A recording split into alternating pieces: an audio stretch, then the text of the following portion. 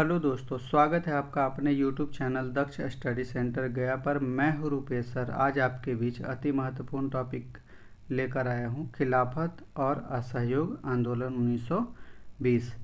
दोस्तों, ये मेरा भाग सेकंड है। अगर इससे आप पहले वाला भाग नहीं देखे तो वो आप पहले देख लीजिएगा, उसके बाद ही आपको पूरी बात समझ में आएगी।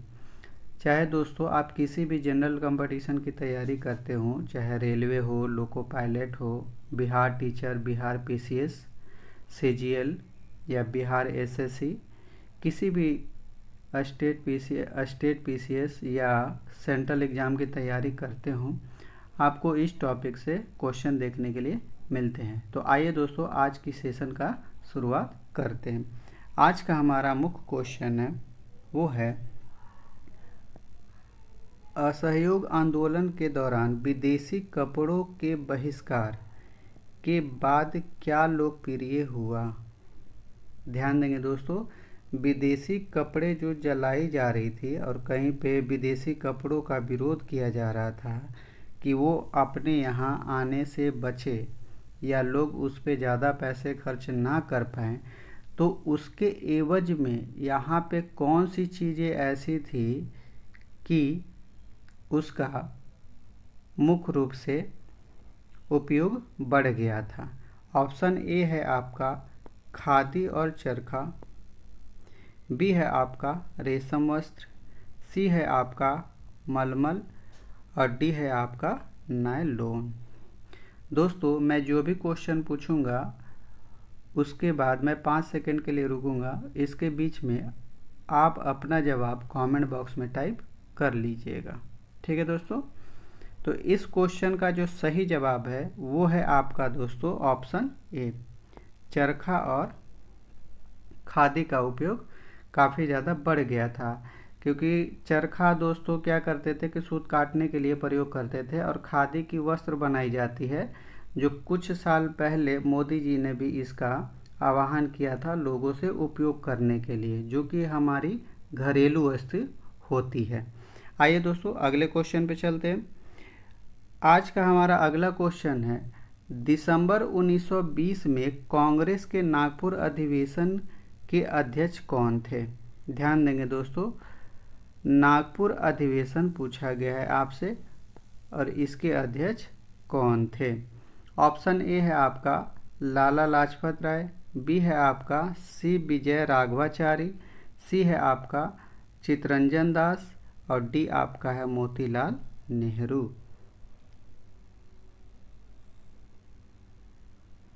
दोस्तों, इस क्वेश्चन का जो सही जवाब है वो है आपका ऑप्शन बी।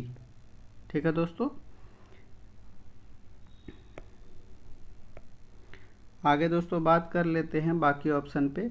नागपुर अधिवेशन दोस्तों ये कहाँ पे था, तो ये हुआ था आपको महाराष्ट्र में। और इसी आंदोलन के दौरान दोस्तों क्या हुआ था, असहयोग आंदोलन चलाने की बात कही गई थी, यानी कि प्रस्ताव को मान लिया गया था।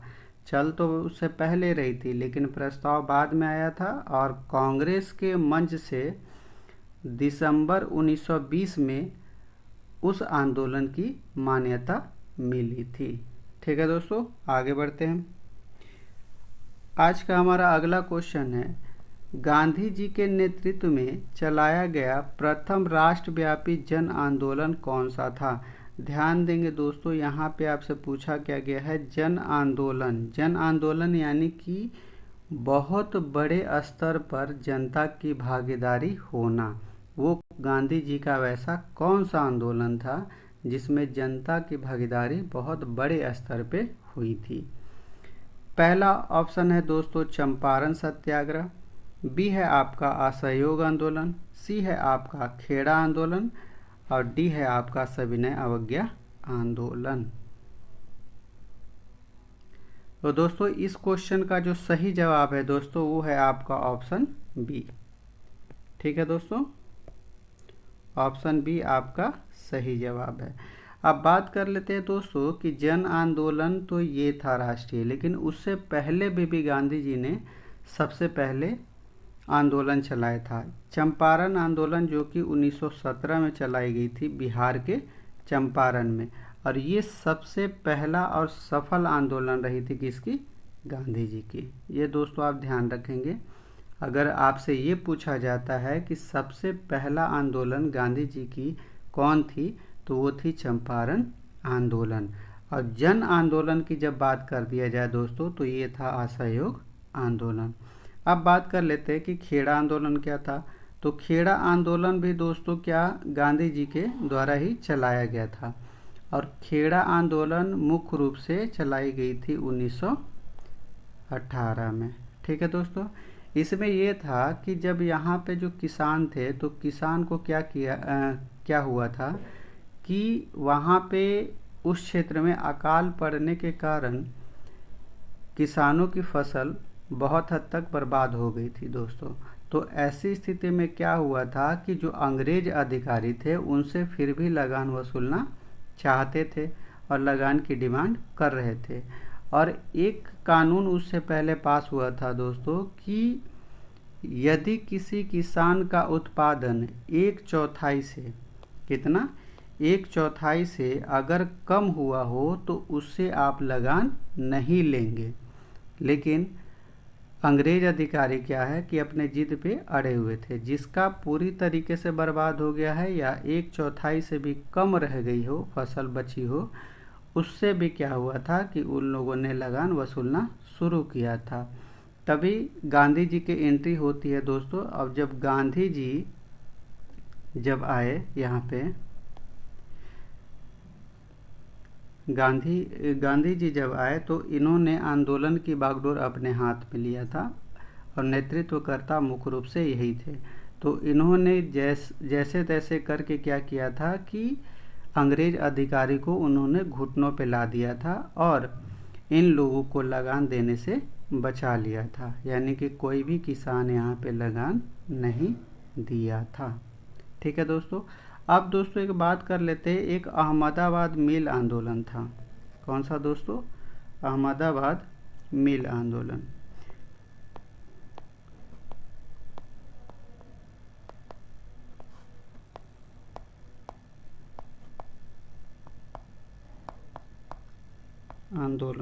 तो कई बार दोस्तों ये आपसे क्वेश्चन पूछा गया है कि आंदोलन का गांधी जी का क्रम बताइए। तो पहला जो आंदोलन था वो है दोस्तों आपका चंपारण, दूसरा है आपका अहमदाबाद मिल आंदोलन, ये भी हुआ था दोस्तों कब? 1918 ईस्वी में।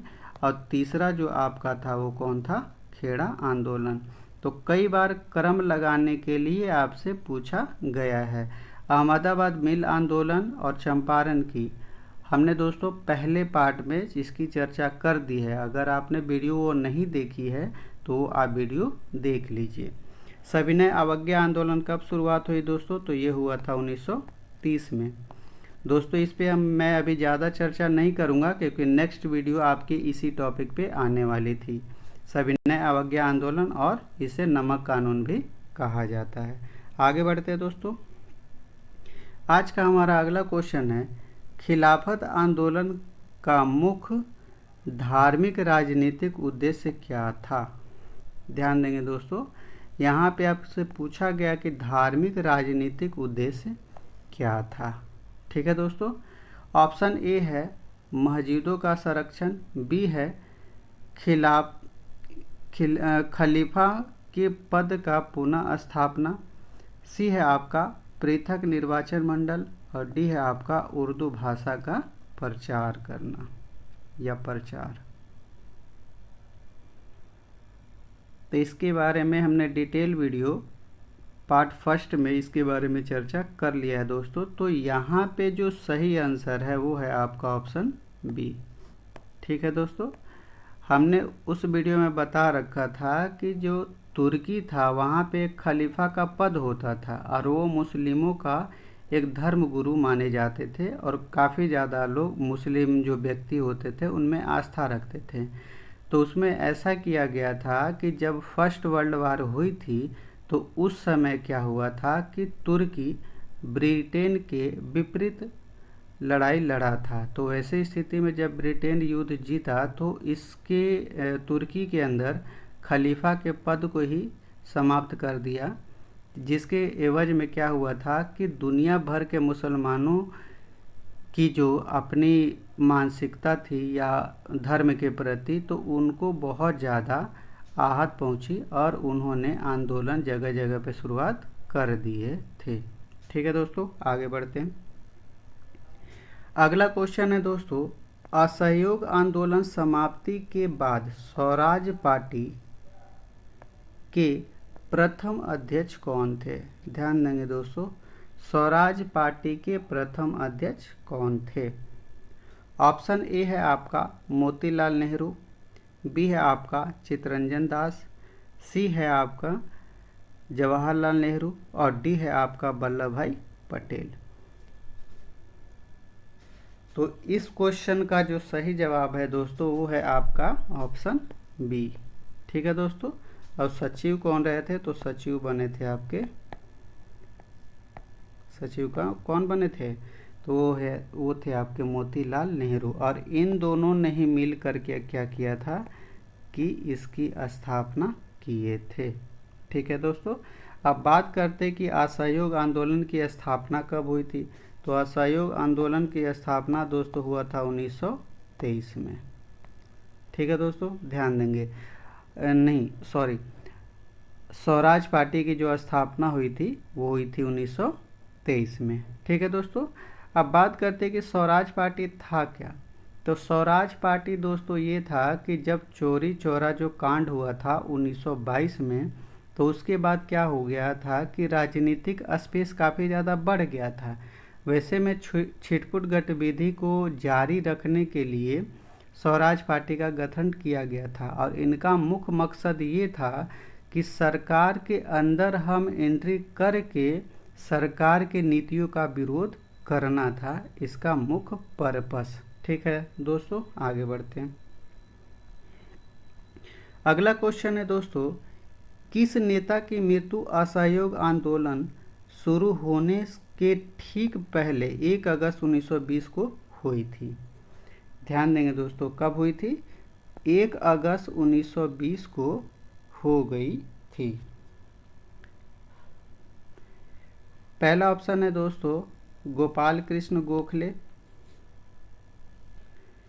बी ऑप्शन है आपका बाल गंगाधर तिलक, सी है आपका फिरोज शाह मेहता और डी है आपका दादा भाई नौरोजी।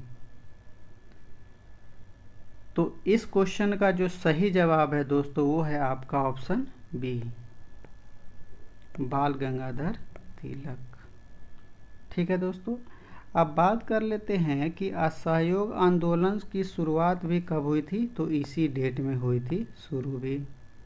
ठीक है दोस्तों, और शुरू हुई थी और उसी दिन क्या हुआ था कि बाल गंगाधर तिलक जी की मृत्यु हो गई थी। तो अब कुछ लोग जो राजनीतिक दल थे तो उन्होंने क्या किया था कि एक तिलक फंड बनाई थी, तिलक फंड बनाई थी। फंड इसलिए बनाई थी दोस्तों क्योंकि अब क्या होता है कि आंदोलन चलाना है तो उसके लिए खर्च तो पड़ते हैं। तो ऐसे स्थिति में क्या हुआ था कि जब ये फंड बनी तो काफ़ी ज़्यादा महिला पुरुष सभी व्यक्तियों ने काफ़ी ज़्यादा दान दिया था इस आंदोलन को चलाने के लिए। ठीक है दोस्तों, तो आगे बढ़ते हैं। आज का हमारा अगला क्वेश्चन है, चौरी चौरा की हिंसक घटना किस तारीख को हुई थी?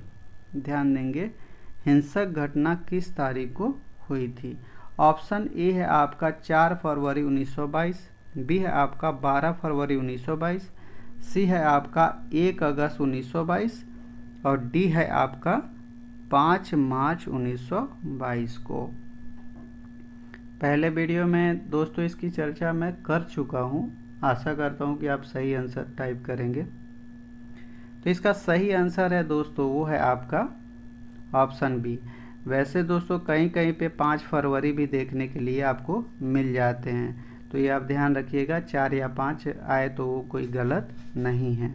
अब बात करते हैं दोस्तों कि 12 फरवरी को क्या हुआ था। तो 12 फरवरी को क्या हुआ था कि आंदोलन की समाप्ति हो गई थी, समाप्ति हो गई थी। ठीक है दोस्तों, 12 फरवरी 1922 को क्या हुआ था कि आंदोलन की समाप्ति हो गई थी। अब बात करते हैं दोस्तों कि चोरा चोरी की घटना क्या थी। तो दोस्तों जब असहयोग आंदोलन चलाई जा रही थी 1920 से, तो क्या हुआ था कि चोरा चोरी एक जो गोरखपुर यूपी के अंदर जगह थी, तो ऐसे स्थिति में क्या हुआ था कि जब आंदोलनकारी काफ़ी ज़्यादा हिंसक हो गए थे और एक पुलिस स्टेशन को बंद करके क्या किया था कि उसमें आग लगा दिया था, जिसके कारण क्या हुआ था कि 22 सिपाही लोग मर गए थे। इसी के बाद क्या हुआ कि गांधी जी को बहुत ज़्यादा गिल्टी फील हुआ और उसके बाद उन्होंने क्या किया था कि इस आंदोलन को वापस कर लिया था, असहयोग आंदोलन को। और ऐसा इसलिए किया था दोस्तों कि जब हिंसक गतिविधि इससे जुड़ गई थी और हिंसा के सख्त खिलाफ थे महात्मा गांधी, और महात्मा गांधी जी को ये लगता था कि हिंसक घटना यहाँ हुई तो और कई जगह पे फैल ना जाए और अंग्रेज़ों को इसका दमन करने का कठोर कदम उठाने का मौका ना मिल जाए, इसलिए उन्होंने इस आंदोलन को वापस ले लिया था। ठीक है दोस्तों, आगे बढ़ते हैं। आज का हमारा अगला क्वेश्चन है, असहयोग आंदोलन के दौरान अलीगढ़ में स्थापित प्रमुख विश्वविद्यालय कौन सा था। ठीक है दोस्तों, ऑप्शन ए है आपका बनारस हिंदू विश्वविद्यालय, बी है आपका जामिया मिलिया इस्लामिया, सी है आपका अलीगढ़ मुस्लिम यूनिवर्सिटी और डी है आपका काशी विद्यापीठ। ध्यान देंगे दोस्तों, यहाँ पे क्या पूछा गया है आपसे, विश्वविद्यालय पूछा गया है कि अलीगढ़ में किसकी स्थापना की गई थी। तो इसका जो सही जवाब है दोस्तों वो है वैसे जामिया मिलिया इस्लामिया। ठीक है दोस्तों, जामिया मिलिया इस्लामिया, जो कि 1920 में ये बनाई गई थी। अब बात करते हैं कि अलीगढ़ मुस्लिम यूनिवर्सिटी कब बनी थी। तो ये दोस्तों बनी थी आपको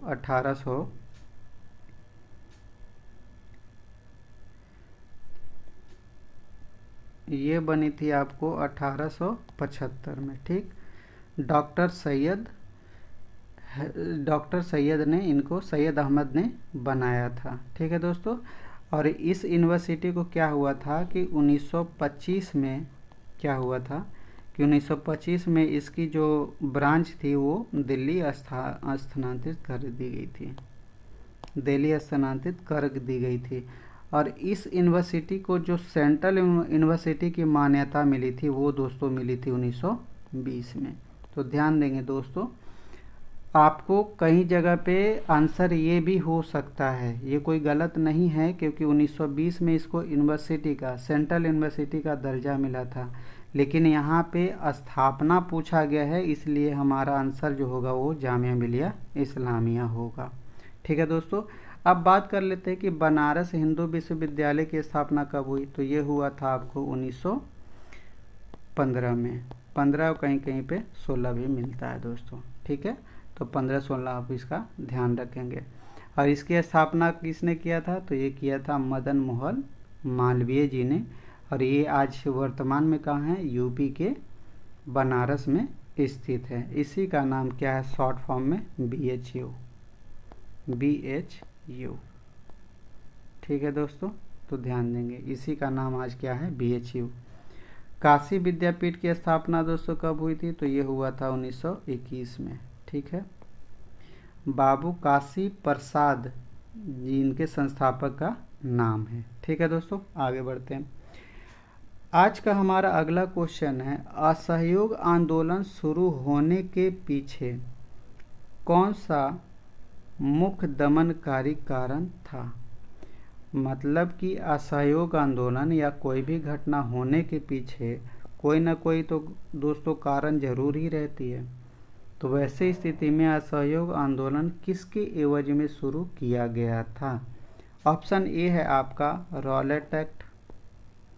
ठीक है दोस्तों, बी है आपका जालियांवाला बाग हत्याकांड, सी है आपका खिलाफत का अन्याय और डी है आपका उपरोक्त सभी।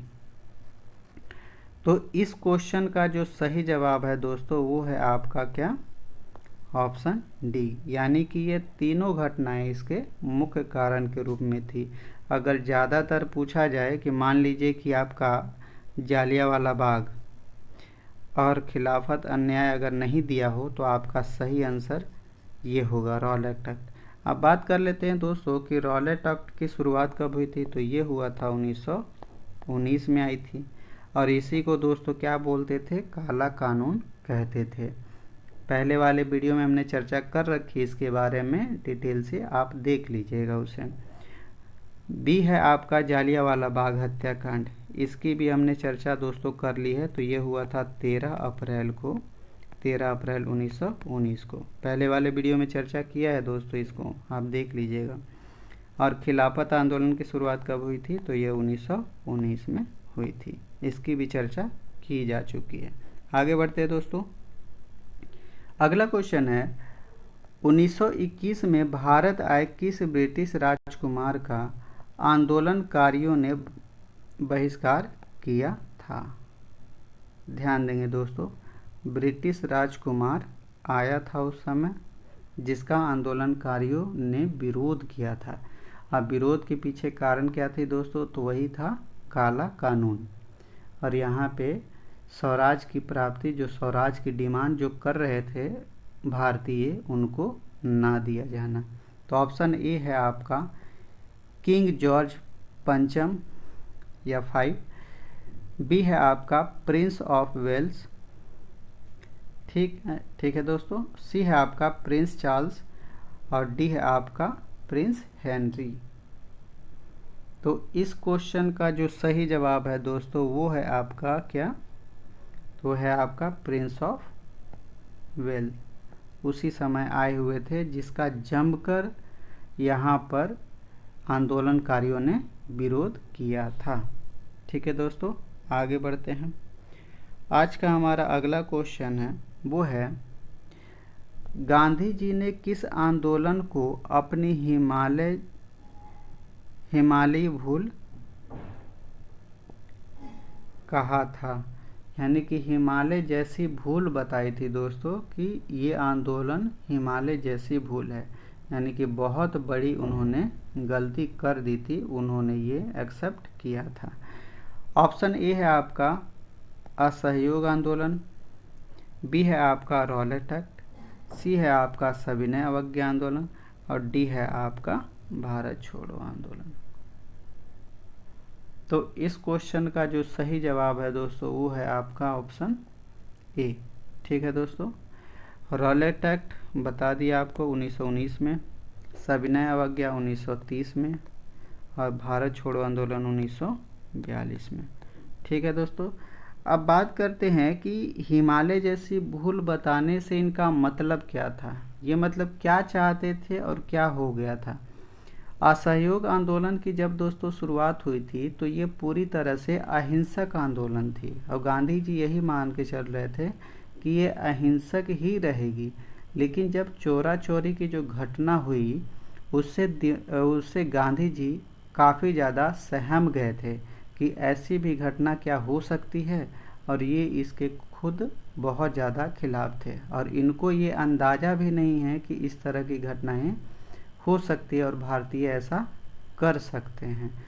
इसी कारण इन्होंने क्या किया था कि इस आंदोलन को क्या किया था कि हिमालय जैसी भूल बताई थी।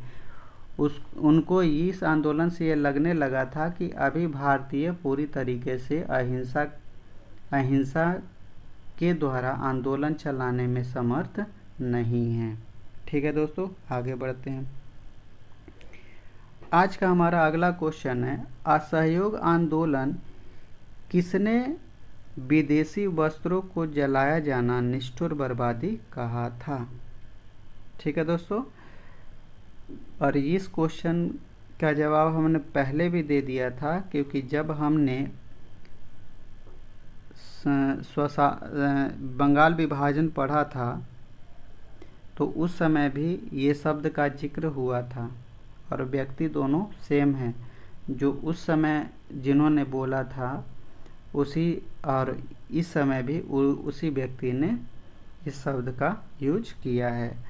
ऑप्शन ए है आपका रविंद्रनाथ टैगोर, बी है मोहम्मद अली जिन्ना, सी है आपका मोतीलाल नेहरू और डी है आपका लॉर्ड रीडिंग।